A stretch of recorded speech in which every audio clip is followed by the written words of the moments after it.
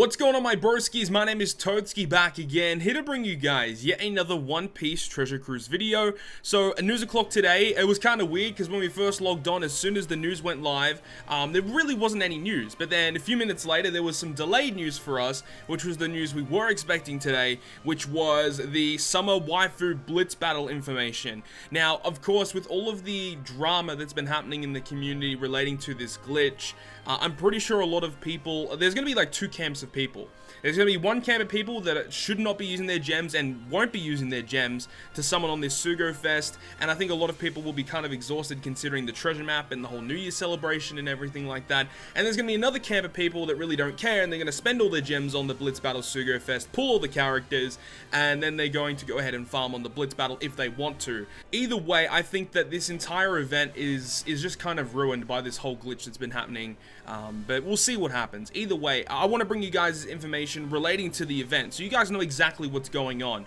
So the actual Sugo Fest for the Blitz Battle will be debuting tomorrow, and the day after that is when the Blitz Battle will actually begin. And on that day is exactly the same date when Treasure Map completes. So Treasure Map completes, and then the Blitz Battle starts straight after it. So it's a lot of consecutive days of farming. Now, of course, not everyone will be farming this, and I don't really think it's probably advisable to continue farming, especially after Treasure Map. But without further ado, let's get into it. So, the Sugo Fest, I've already made a video about that. If you guys haven't seen that yet, go click the card at the top of the video. I've already broken down the Sugo Fest because it's been data downloaded in the game for a pretty long time. So, make sure you go check that out. But this is the new banner that we want to be talking about. This actually gives us information about the actual Blitz Battle itself, relating to the event that will actually be happening. So, starting January 4th until January 9th, the battle for the Summer Girls at Extra Island, an event is here where you can get rewards such as event-exclusive titles that represent the character that you love. So let's go ahead over to the event site and read up about what exactly is happening. Now, there is lots to go through here, so, stick with me here. But this is the event site everyone can gain access to. The event period, you can see right in the middle of the screen, there is a part 1 and a part 2 to the event. Now, I personally do not know what the main difference is between part 1 and part 2.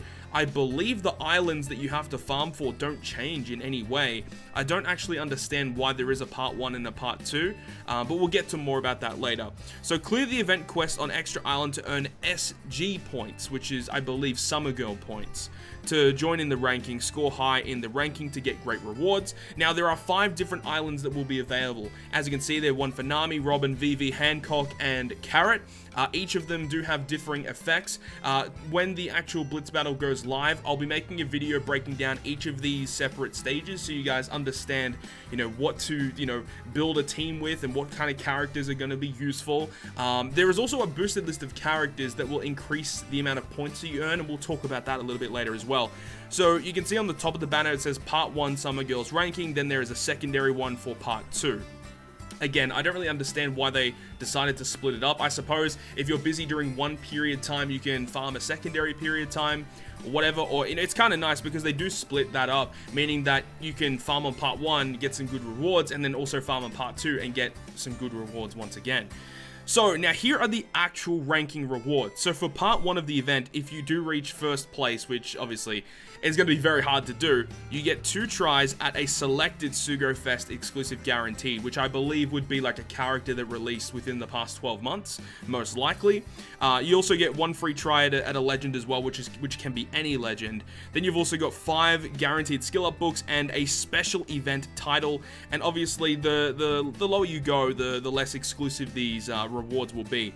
So let's start from the very bottom, the easiest rewards to get. So between 5,000 and 10,000, you get a free 4-star rare recruit, 4-star or better. Then you get 2 if you're between 4,000 and 1 to 5,000. Moving up to the next bracket, you get 5 free tries and 1 4-star gold book, which is pretty nice. 2,000 to 3,000 get a free Sugo Fest legend. Okay, that's pretty good. And also 5 gold or better units, and then also 2 4-star books, and also you get the event title. So you have to reach in the top 3,000 to get an exclusive event title, but if you reach in the top 100, the event title is classified as a special version event title. And that's going to be very, very difficult to get because top 100, obviously it really depends on how, I guess, pay to play your team is, because obviously the new characters that are arriving in this Sugo Fest, the new Vivi, Khalifa, Sugar, the Carrot, all of those new units increase your points by a lot. So if you have those units, then farming is going to be considerably easier. But obviously, depending on where you rank, you get better or worse rewards. Now, the rewards do slightly change between Part 1 and Part 2. So the main difference here is that you can actually get rainbow gems as rewards for Part 2. For some reason on Part 1, they don't give you rainbow gems for the rewards. Very, very odd. So let's go ahead down to the reward list and see. Yeah, so it's still a regular gold pull. And then once you reach 3,000 to 4,000, you can see you get rainbow gems given to you. And the higher you're placing, the more rainbow gems you will receive. So nothing really too crazy or out of the ordinary. But basically, you want to be ranking up to try and get yourself some legends. Of course, as you guys know right now, I do have every single legend in the game at this point, so I personally will not be going too crazy on this event. I think the way that I want to be doing it is I potentially want to be ranking in the top 3,000 for all 5 of these summer girls, because each one of these have their own separate rankings, right? So that means you can rank, you know, first place hypothetically. Hypothetically, if you rank first place in all 5, you can get the first place rewards multiplied by 5. So, you know, it really depends on how you want to go about it. Do you want to go really, really hardcore in one specific boss? Or do you want to spread your time out so you can get some nice rewards distributed over each of the bosses? It really depends on how you want to go about it. Or do you want to get a specific title for the character, for which character that you like the most, because each of these event titles are different for each of these bosses. You've got a title for Nami, Robin, Vivi, Hancock, and Carrot, so whichever one's your favorite, you can go and get that title for that character, so you really can pick and choose on how you want to play this event. But of course, the rewards are pretty luxurious, so make sure you plan your teams out correctly and your time efficiently to obviously rank as high as you possibly can. So that's basically the gist of the ranking side of things. So scrolling down a little further, once again, it says the exclusive titles. So top 3,000, you get an event title for each one of these characters, depending on which island you ranked in on. And then top 100 in each of these islands will get a special version of the title. I don't personally know the difference between the special and the regular version of these event titles, but basically what happens is the event title, I believe, has like a really cool icon and also the name of the character. I believe that's how it works. Now, this is also something pretty cool as well. I did mention this in the data download video during the Blitz Battle Sugo Fest video that I linked earlier. This is a character that you can receive for free after doing 30 runs of any of the Blitz Battle islands. This is given to you from Chopper Man mission. Unfortunately, this character isn't really that good, but I mean, that artwork is, it's something special, I will admit. But now moving on, how to play. So how does this event actually work? So basically what happens is when you play these islands, every time you drop an item, that item is worth a certain amount of points.